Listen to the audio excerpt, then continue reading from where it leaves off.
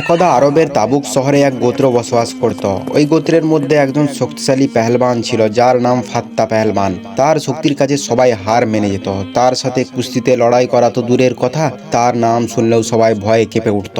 ওই গোত্রের একজন সর্দার ছিল যে ছিল মূর্তি পূজক। তার দরবারে একজন গণক ছিল। একদিন সেই গণক হজরত আলীর সম্পর্কে সর্দারকে বলল, সর্দার, আমি শুনেছি হজরত আলী রাদিয়াল্লাহু তাআলা আনহু নাকি অনেক বড় পেহেলবান এবং সে ভীষণ শক্তিশালী।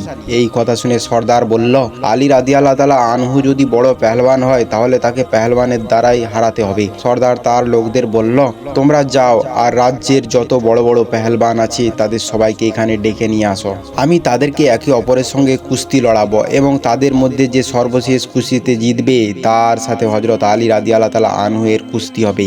অতঃপর পরের দিন রাজ্যের এক খোলা ময়দানে সকল কুস্তিগির এক জায়গায় হাজির হলো। সর্দার তখন সকল কুস্তিগিরকে উদ্দেশ্য করে বলল, তোমরা প্রত্যেকে একে অপরের সঙ্গে কুস্তি লড়বে এবং সর্বশেষ যে ব্যক্তি কুস্তিতে জিতবে আমি তাকে পুরস্কৃত করব। সর্দারের কথা শুনে সকল কুস্তিগিরা একে অপরের সাথে কুস্তি লড়তে শুরু করলো। এভাবে বেশ কিছুক্ষণ কুস্তি লড়ার পর সকলকে পরাজিত করে একজন বিজয়ী হয়ে গেল। সে হলো সেই শক্তিশালী ফাত্তা পেহলবান। সর্দার তখন ফাত্তা পেহলবানকে বলল, তুমি ক্লান্ত, তাই কয়েকদিন বিশ্রাম করো, তারপরে আমি তোমাকে তোমার প্রাপ্য পুরস্কার দিব। সর্দারের কথা শুনে ফাত্তা পেহলবান আরাম করার জন্য বিশ্রামখানায় চলে গেল। অতঃপর কয়েকদিন পর সর্দার ফাত্তা পেহলবানকে ডেকে বলল, আমি যে তোমার উপরে অনেক টাকা খরচ করেছি, এত কুস্তিগির এনেছি, এর উদ্দেশ্যে কি ছিল তুমি কি তা জানো? সর্দারের কথা শুনে ফাত্তা পেহলবান বলল, জি না, আমি এর উদ্দেশ্য সম্পর্কে কিছুই জানি না। সর্দার তখন বলল, আমি নিজের জন্য কোনো পেহলবান রাখতে চাই না, বরং আমি একজন মানুষকে খুবই ঘৃণা করি, কিন্তু তার কুস্তি ভীষণ বিখ্যাত আর তার নাম হলো হজরত আলী রাদিয়াল্লাহু তাআলা আনহু। তাই তুমি তার সঙ্গে লড়াই করে তাকে হত্যা করবে, তার মাথা কেটে আমার কাছে এনে দিবে। তুমি এমনটি করতে পারলে তাহলে আমি তোমার সাথে আমার মেয়ের বিয়ে দেব এবং সঙ্গে সঙ্গে আমার সাথে রাজ্যের অর্ধেক সম্পত্তি তোমার নামে লিখে দেব, কারণ তখন আমার গর্ব হবে যে তুমি আমার মেয়ের জামাই যে আলীকে হারিয়েছে। অতঃপর একদা ফাত্তা পেহলবান 4-5 জন কুস্তিগিরকে সাথে নিয়ে মদিনার উদ্দেশ্যে রওনা হয়ে গেল। বেশ কয়েকদিন চলার পর তারা যখন মদিনার সীমানায় পৌঁছলো তখন প্রায় সন্ধ্যা হয়ে গেছিল। তাই রাত্রি যাপনের জন্য তারা সেখানে নিজেদের তাঁবু পেতে বিশ্রাম করতে লাগলো। পরের দিন ভোরে ফজরের ওয়াক্তের সময় ফাত্তা পেহলবান ও তার লোকেরা যখন তাঁবুর বাইরে বের হলো তখন তারা দেখলো একজন যুবক ওই রাস্তা দিয়ে কোথায় যেন যাচ্ছে। তার হাতে ছিল একটা বেলচা ও রাম্বা। তাকে দেখে ফাত্তা পেহলবানের সঙ্গে যারা ছিল তাদের মধ্যে একজন বলল, ওই যে একজন ব্যক্তি আসছে, চলুন আমরা তার কাছে জিজ্ঞেস করি। এরপরে তারা সেই ব্যক্তির কাছে এসে বলল, হে যুবক, আমরা এই শহরে নতুন এসেছি একজন ব্যক্তিকে খুঁজতে আর তার সম্পর্কে কিছু জানতে। তখন সেই যুবক বলল, কি জানতে চান তার সম্পর্কে? তখন একজন পেহলবান বলল, আমরা যার সঙ্গে দেখা করতে চাই তার নাম হলো আলী ইবনে আবু তালিব। তখন ওই ব্যক্তি জিজ্ঞাসা করলো, আপনি কি এর আগে কখনো তার সঙ্গে দেখা করেছেন? সে বলল, না, আমি এর আগে তার সঙ্গে দেখা করিনি। তিনি আবারও বললেন, কখনো কি তাকে দেখেছেন? সে বলল, না, আমি তাকে কখনোই দেখিনি। পর তিনি বললেন, আলীর সাথে তোমাদের কি কাজ আছে? তখন সে বলল, আমরা তার সঙ্গে কুস্তি লড়তে চাই। ওই ব্যক্তি তখন বললেন, কেন, তার সাথে তোমরা কেন কুস্তি লড়বে? তখন ফাত্তা পেহলবান বলল, আমরা এই কাজের জন্য টাকা নিয়েছি এবং তার সাথে লড়াই করে আমি অনেক বড় পুরস্কার পাবো এবং আমি একটি নারীকে পাবো যাকে আমি অনেক পছন্দ করি। অতঃপর এই ব্যক্তি বলল, ঠিক আছে, তুমি আগে আমার সঙ্গে লড়াই করো, যদি জিতে যাও তাহলে আলীর সঙ্গে লড়াই করে নিও, কারণ আলীর ঠিকানা এই সময় আমি ছাড়া আর কেউ জানে না, আর এটা শুধু আমি জানি যে আলী এখন কোথায় আছে। আসলে ওই ব্যক্তিটি ছিল আমিরুল মুমিনিন ইমাম আলী ইবনে আবু তালিব। তার কথা শুনে ফাত্তা পেহলবান বলল, ঠিক আছে, তবে তুমি কোন হাতিয়ার দিয়ে লড়াই করতে চাও? তার কথা শুনে হজরত আলী রাদিয়াল্লাহু তাআলা আনহু বললেন, সেটা তোমার ইচ্ছা। তখন ফাত্তা পেহলবান বলল, সেটা ঠিক আছে, কিন্তু আপনার কাছে তো তলোয়ার নেই। তখন হজরত আলী রাদিয়াল্লাহু তাআলা আনহু বললেন, তোমার কাছে আছে তলোয়ার আর আমার কাছে আছে বেলচা, তাই তুমি তলোয়ার দিয়ে লড়বে আর আমি বেলচা দিয়ে লড়ব। আমার দিক থেকে বেলচায় আমার তলোয়ারের সঙ্গে লড়াই করবে। আলীর কথা শুনে ফাত্তা পেহলবান বলল, তুমি তো অনেক সাহসী, আর তুমি যদি এত সাহসী হও তাহলে সেই আলী ইবনে আবু তালিব না জানি কতই সাহসী হবে। অতঃপর দুজন লড়াই করার জন্য তৈরি হয়ে গেলেন। ফাত্তা পেহলবান প্রথমে আঘাত করলো, তারপর দ্বিতীয়বার আঘাত করলো, তারপরে তৃতীয়বারও আঘাত করলো। ফাত্তা পেহলবানের আঘাত করার পর আঘাত করেই গেল,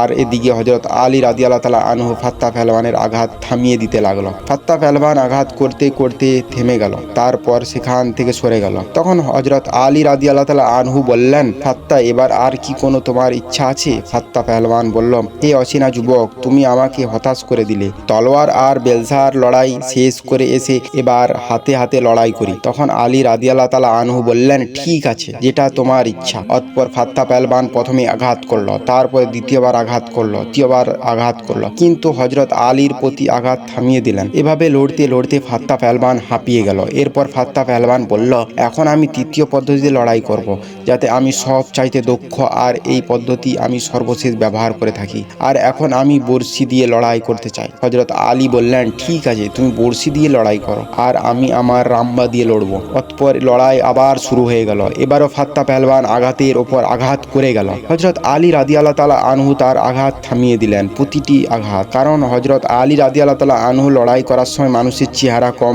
মানুষের হৃদয়কে বেশি দেখতেন। হযরত আলী রাদিয়াল্লাহু তাআলা আনহু অনুভব করলেন, ওই ব্যক্তির হাতিয়ার তো চলছে, তবে তার মন পরিষ্কার আছে। কিছুক্ষণ লড়াই করার পর ফাত্তা পেহলওয়ান বলল, আমি ক্লান্ত হয়ে গিয়েছি, তুমি তো একবারও আমাকে আঘাত করলে না, এবার তুমি আঘাত করো। তখন হযরত আলী রাদিয়াল্লাহু তাআলা আনহু এর কাছে যেই রাম্বা ছিল, সেই রাম্বাটি ফাত্তা পেহলওয়ানের দিকে ধরলেন আর ইশারা করে গেলেন। আলীর নিজেকে রাম্বাকে যত উপরে উঠাচ্ছিল, ফাত্তা পেহলওয়ান রাম্বার সাথে তত উপরে যাচ্ছিল।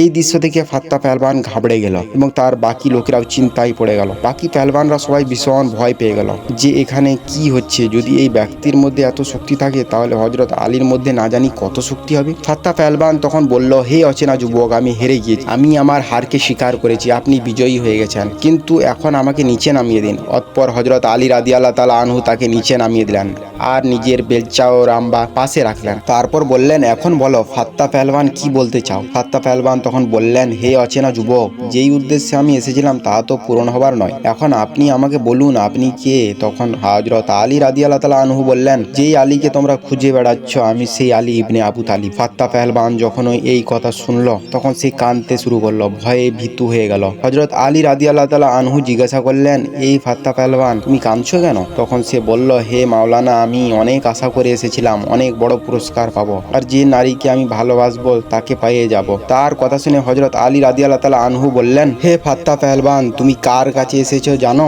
যার কাছে আজ পর্যন্ত কেউ খালি হাতে ফিরে যায়নি। ফাত্তা পেহলওয়ান বলল, হে আলী ইবনে আবু তালিব, যদি শুধু পুরস্কারের কথা হতো, তাহলে আমি আপনার কাছ থেকেই তা চেয়ে নিতাম, কিন্তু আসল কথা হলো আমি তো আপনার গর্দান নিতে এসেছিলাম। তখন হযরত আলী রাদিয়াল্লাহু তাআলা আনহু বললেন, মাথার কথা হয়েছে তো কি হয়েছে, গর্দান সেটা আলীর কাছে আছে, নাও, নিজের তলোয়ার বের করো আর আলীর মাথা কেটে নিয়ে যাও আর নিজের উদ্দেশ্য পূরণ করো। ফাত্তা পেহলওয়ান বলল, হে আলী, এত সময় পর একজন নেতাকে পেয়েছি, এতদিন পর কোনো মানুষকে পেলাম, এতদিন পর কোনো পথ দেখানো ব্যক্তিকে পেয়েছি, আর তার মাথা আমি একজন নারীর জন্য কেটে নেব? এটা কখনোই হতে পারে না। হে আলী, আমি এসেছিলাম আপনাকে হত্যা করতে, আপনাকে কুস্তিতে হারাতে, কিন্তু আমি নিজেই নিহত হয়ে গিয়েছি, আমি নিজেই হেরে গিয়েছি। আপনি আমাকে কলেমা পড়ান, আমি মুসলমান হতে চাই। অতঃপর হযরত আলী রাদিয়াল্লাহু তাআলা আনহু কলেমা পড়ালেন আর বললেন, প্রথমে তো তোমার নাম ছিল ফাত্তা, আর এখন তোমার নাম কি রাখবো? ফাত্তা বলল, হে আলী, যেটা আপনার ইচ্ছা সেটাই নামটি রাখেন। তখন হযরত আলী রাদিয়াল্লাহু তাআলা আনহু বললেন, ফাত্তা, প্রথমে তোমার নাম ছিল,